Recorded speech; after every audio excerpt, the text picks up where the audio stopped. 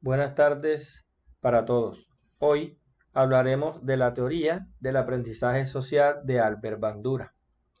Pero antes les vamos a hablar un poco de este autor. Bandura nació en Canadá el 4 de diciembre de 1925. Es un psicólogo y profesor de la Universidad de Stanford.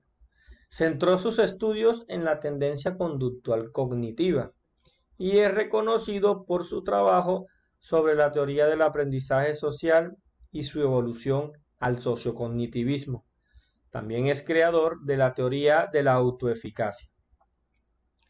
Ha sido responsable de numerosos aportes en muchos campos de la psicología, incluyendo la teoría social cognitiva, terapia y psicología de la personalidad. Por último, tuvo influencia directa en la transición entre el conductismo y la psicología cognitiva. Algunos de sus libros son Aprendizaje social y desarrollo de la personalidad, Principios de la modificación conductual, Agresión, análisis de aprendizaje social, Teoría del aprendizaje social, Fundamentos sociales del pensamiento y la acción, una teoría cognoscitiva social. Y por último, la autoeficacia, el ejercicio del control. Esta teoría fue planteada en el año 1977, en el siglo XX, donde Bandura explica que el aprendizaje de los humanos se da a través del entorno social. Es decir, Bandura considera que al observar a las demás personas, los individuos son capaces de adquirir conocimientos, reglas, estrategias, habilidades, creencias y actitudes, jugando así la observación un papel fundamental en esta teoría. Este psicólogo también explica que las personas intentan controlar los acontecimientos o sucesos más importantes de su vida por medio de la autorregulación. Esta es para controlar los sucesos que afectan su vida y se manifiesta en 4 pasos. El primero es establecer metas. El segundo es calcular por adelantado los resultados de las acciones. El tercero, evaluar el progreso hacia las metas. Y por último, está autorregular los pensamientos, las emociones y las acciones, con el fin de reflexionar de acuerdo a los resultados obtenidos.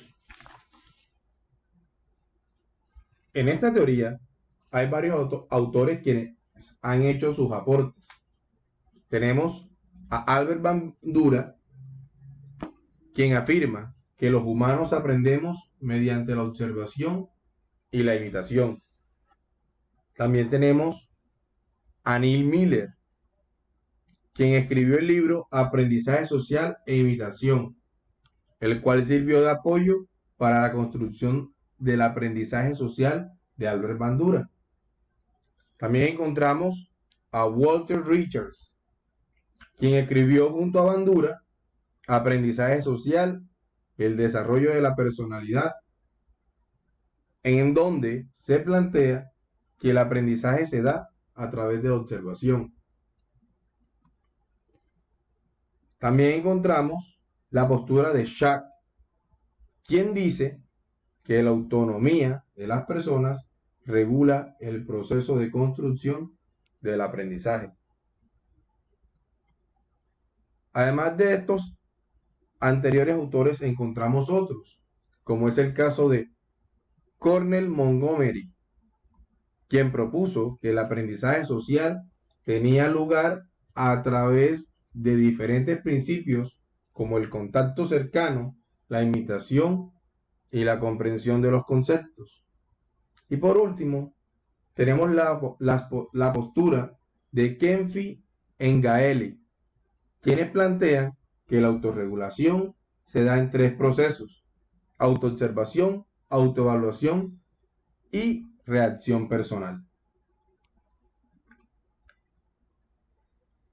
Pero estos autores, ¿cómo conciben el aprendizaje? Pues bien, lo primero es que dicen que es una actividad de procesamiento de información, que se basa en acontecimientos ambientales y en la estructura de la conducta. Y estos cambian a representaciones simbólicas, llevando al individuo a la acción. Por otro lado, plantean que el aprendizaje sucede de manera activa, a través de 2 formas, de forma real y de forma vicaria. Esto se da por medio de 3 modelos de observación. Primeramente, está simbólica, de segundo está en vivo y por último el modelo de intrusión verbal. El modelo simbólico es cuando muestran comportamientos de los personajes de caricaturas. El modelo en vivo implica el comportamiento observado personalmente. Y el último, intrusión verbal o electrónicos, son los observados en televisión u otro medio magnético.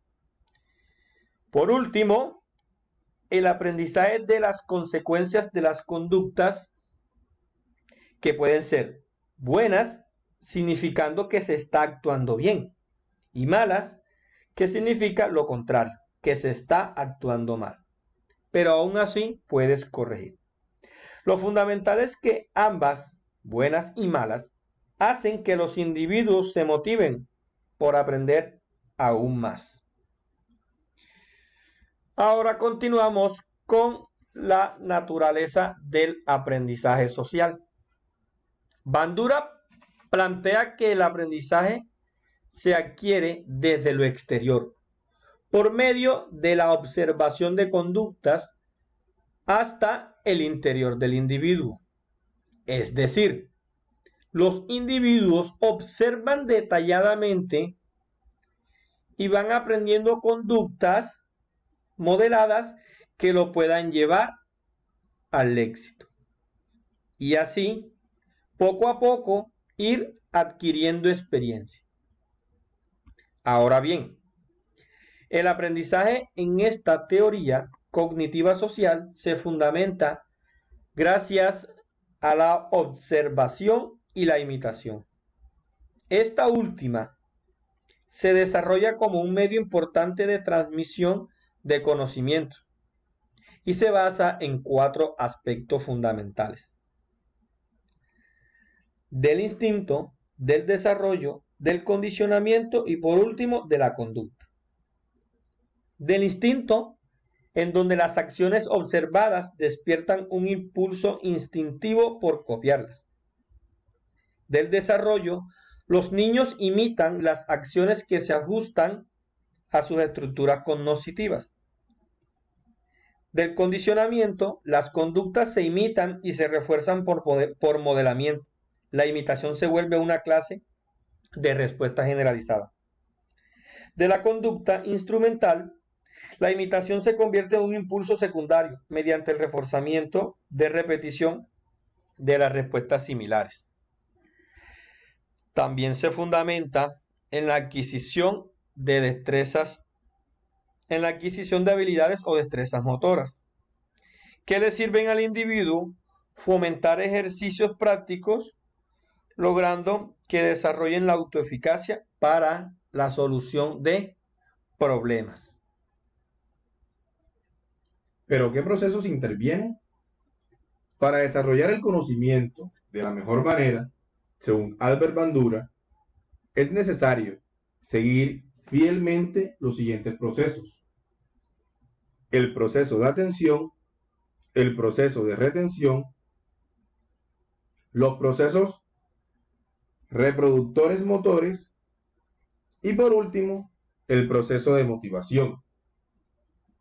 Según Bandura, el proceso de atención plantea que para poder aprender es necesario prestar atención.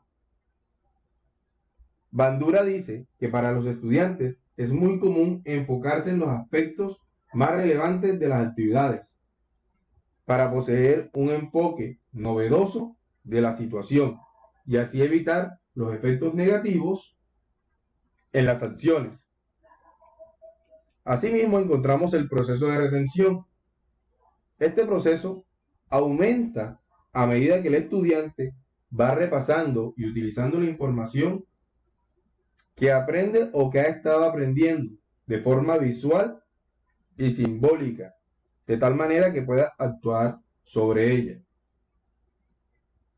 También encontramos el proceso de reproducción. En este proceso es donde se pone en práctica el comportamiento que se ha venido observando. En otras palabras, se emula la conducta aprendida.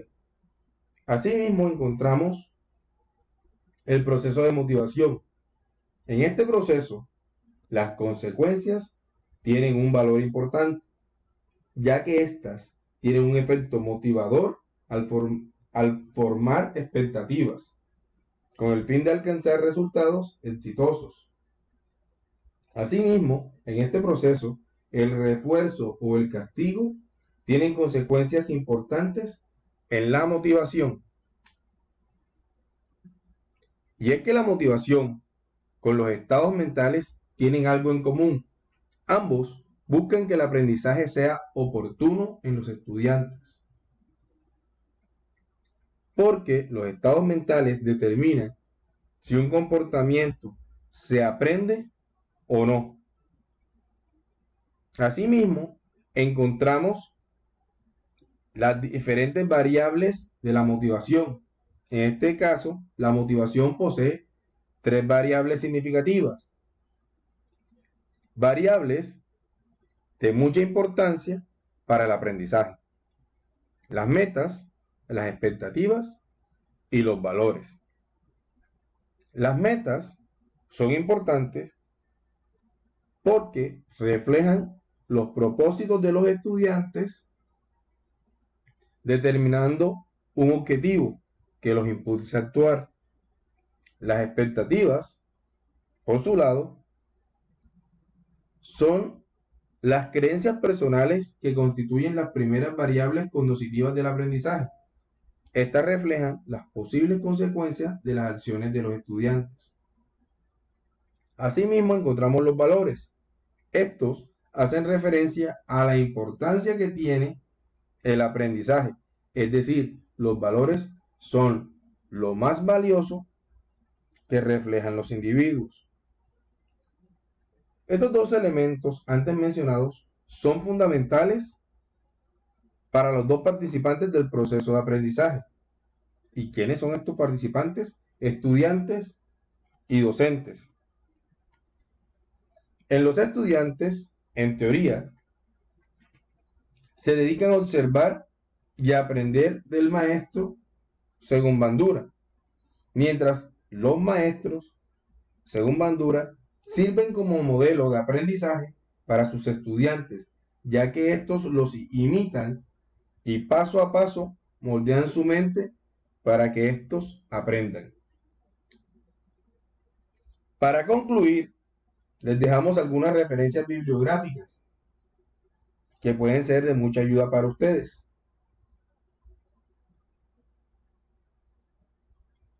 Muchísimas gracias por su atención.